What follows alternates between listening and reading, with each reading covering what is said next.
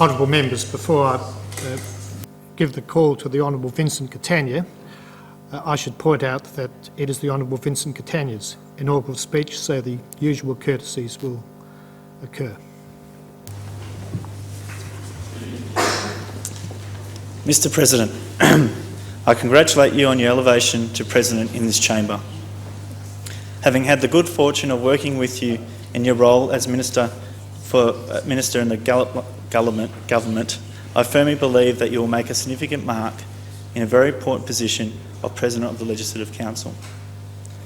I would also like to take this opportunity to congratulate my fellow members from all sides of the chamber on their election and look forward to working together and making this current chamber one that will be of great benefit to people of Western Australia. I thank the Australian Labor Party for the confidence in pre-selecting me to become a representative in this Parliament. It is an honour to have been elected under the ALP banner, the oldest political party in Australia, with a colourful and proud history. I was raised in a household that instilled and nurtured high moral and social values. I carry them with me to this day. I am proud of this fact and proud of the fact that these values represent the cornerstones of the Australian Labor Party. Mr President, I thank the people of the Mining and Pastoral region who had the confidence to re-elect the Gallop Labor government for a second term, a government that now includes 3 Labor members in the Mining and Pastoral region Legislative Council team. It is a privilege to represent the Mining and Pastoral region, and an area that is without doubt the engine room of the strong West Australian economy. Although my family history is in and around Balcatta and North Perth, I have grown to know and appreciate the Mining and Pastoral region through my work and other experiences. Mr President, it humbles me to be the youngest person ever elected to the Legislative Council, and I'm acutely aware of many difficulties and challenges facing young people who enter public life. I look forward to facing those difficulties and rising to the challenge with enthusiasm. We live in a representative democracy within whose parliamentary chambers diversity should be reflected and encouraged. I believe that this Parliament will benefit from further infusion of people from different age groups, different ethnic groups and different cultural backgrounds to promote their active participation in civic and public affairs. The Mining and Pastoral region is well known as the engine room of the West Australian economy, and as we all know, the mining industry in particular has had a major role in the development of our state. In saying that, the contribution of small business to the economic and social fabric and prosperity of the local area should never be understated. Mr President, I am passionate about small business and the challenges that they face, no matter where they are located within Western Australia. However, one thing's for sure, unfortunately small business in regional Western Australia is no stranger to adversity. It is fair to say that it is just a bit harder in the bush. Everything is further away, more expensive and harder to obtain. In regional Western Australia, a deli just can't provide sandwiches and chopped milk. Small shops in regional Western Australia need to stock everything from hardware through to cosmetics.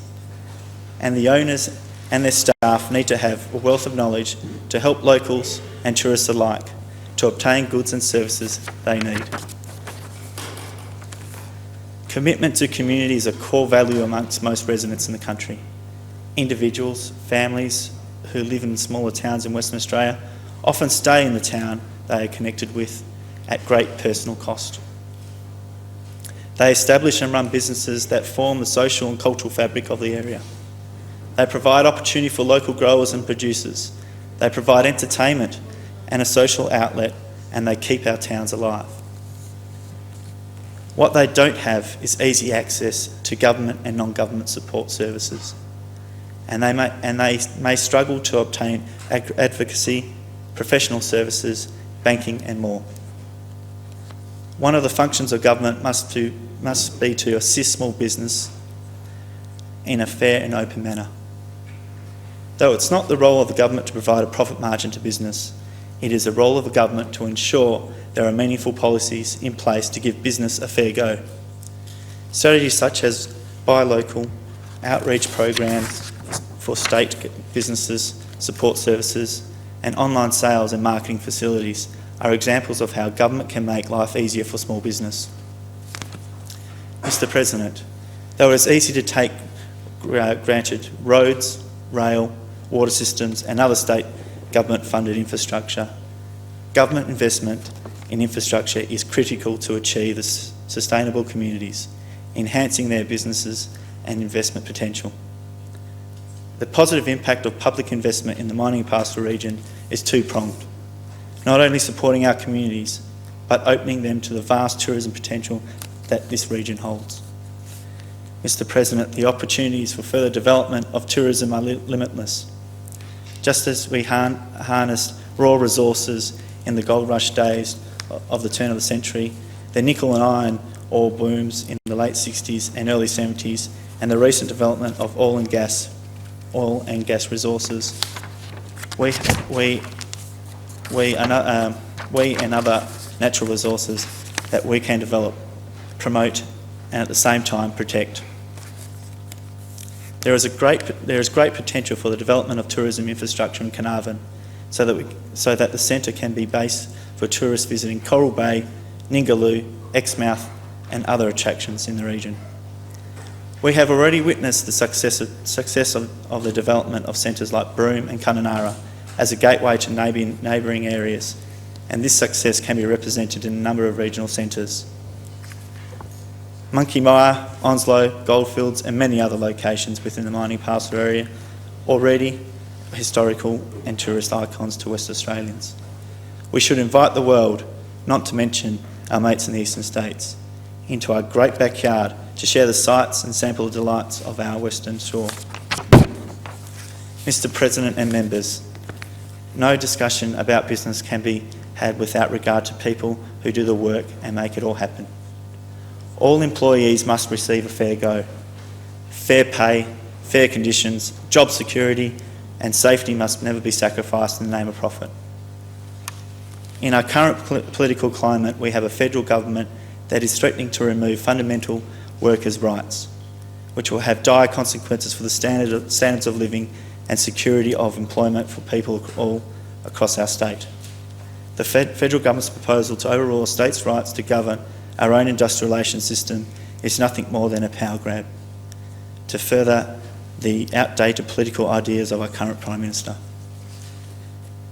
This proposition is an attack on all working people in Western Australia and the unions which represent their interests. Protecting and supporting working people is the foundation of the Australian Labor Party, and together with my colleagues, I will fight against this draconian proposal. Central to this is workers' rights to safe working environment, the re-establishment of family-friendly working hours, and rosters that have sustained the profitable mining industry for over 100 years. Many people in the goldfields have shared their concern with me about the encroachment of fly-in, fly-out operations in our community. I support the concept of fly-in, fly-out exclusion zones to ensure that our communities benefit from the resources in their own backyard. There must always be a balance between development of resources and the needs of regional communities. It is a fact of life that not all members in society share the benefits of our economic prosperity. Members, we live in the 21st century, and even with all the advancements in health, education, recreation and social infrastructure, we still have communities in the local area that have among the highest infant mortality rates in the world. And we have people in our community who suffer from third world diseases. Children are born with fetal alcohol syndrome and die from malnutrition. We have families that are ripped apart by the scourge of alcohol and solvent abuse. And regardless of the current economic prosperity, no amount of fiscal fortitude can wipe away centuries of tears, of lost fortunes and the decline of culture. But a recognition of these facts will assist in the healing process. 2% of the population of Australia is Aboriginal, yet shamefully 70% of Western Australian prison population is Aboriginal. So what does this mean? So does this mean that Aboriginal people commit more crime? Yes. That may be one answer, but the question that we should be asking is why. We need better mechanisms to cater for these needs of all West Australians, black or white, from the country to the city. There is an overflowing too hard basket within government at local, state and federal levels. It is up to all of us to roll up our sleeves and take up all the hard issues. I can't stand here and tell you that I have all the answers to what may well be insolvable problems in our community. What I can do is say that I will not shy away from the too hard basket. I'll give my utmost endeavour to all these issues facing the area that I represent. Mr. President, I stand here today because of the help and assistance of many people, in particular John Pekowski, Alf Parolo, Michael Melita, Anesti Rompotis, Clinton Float, Isadora Messina, and Arthur, Helen, James and the Limnos family, some of whom are in the public gallery tonight. Members, we all know the importance of friends, and I'm very privileged to have a core group of friends who have supported me over the years, which are also in the gallery this evening. My schoolmate Andre Fagali, Patrick Baroni, Peter and Carol White, and my godson Nicholas, Tim and Michelle Fenoris, Brad Hutchinson, Simone Carter, Darryl Benstead, Brad O'Callaghan, Sheldon and Megan Patrick, Gary and Charmaine White, Craig and Dan Float, Dan Lucev and Robert Lashansky. Mr. President, I have been privileged that I have met many new friends along my journey and would like to mention and thank, in particular, Lynn Jager, Brian Yakic, Ashley Vincent, John Thompson, Megan Emwell, John Carey, Ross Harley and Mike Anderton. Mr. President, I would like to particularly single out two of my closest friends, in John Little and Jay Radisich, for their advice and unflinching support and loyalty. I would particularly like to thank the mining and pastoral team, the member for Kimberley, the member for Central Kimberley Pilbara, the member for North West Coastal, my fellow mining pastoral members, the Honourable John Ford and Shelley Archer. And I sincerely thank the member for Murchison Air, who I spent many hours in the car travelling the region with his family, his wife Marianne, his sons Joey and Sam, and had one hell of an adventure. I would also like to thank two people who always made me feel welcome in Kalgoorlie, and James and Lynn. Thanks, James, I appreciate that. My greatest debt is to my family.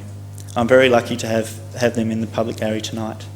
For my ever supportive and loving mother, Rita, sister Angela, brother-in-law James, and brothers Stephen and Mark, and my grandfather. And I'd like to particularly mention my cousin Christy, who have supported me through my pursuit to enter Parliament, and I thank them.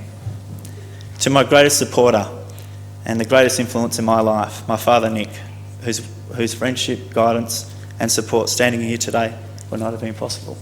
Thank you.